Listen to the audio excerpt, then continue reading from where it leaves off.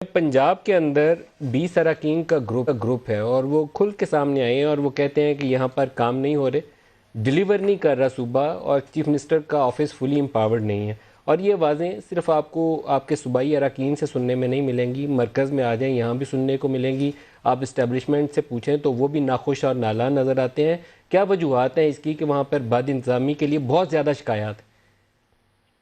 जी, एक तो आपने बहुत सी चीज़ें जो हैं अपने इंट्रोडक्टरी रिमार्क्स में कही हैं।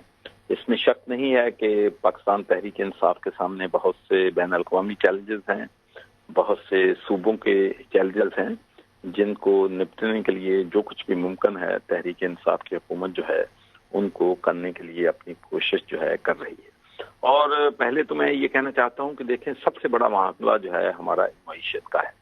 और मईशत में सबसे बड़ा इशू हमारा ये था कि हमारी जो मुल्क से बाहर डॉलर जाते थे और मुल्क के अंदर डॉलर आते थे, उनमें तकरीबन 20 बिलियन डॉलर का डेफिसिट था और मुल्क दिवालिया होने के करीब था। कर्जों की किस्तें अदा नहीं हो रही थी। तमाम कमेंटेटर कह रहे थे कि हम दिवालिया हो जाएंगे, हम बैंकरप्ट हो जाएंगे।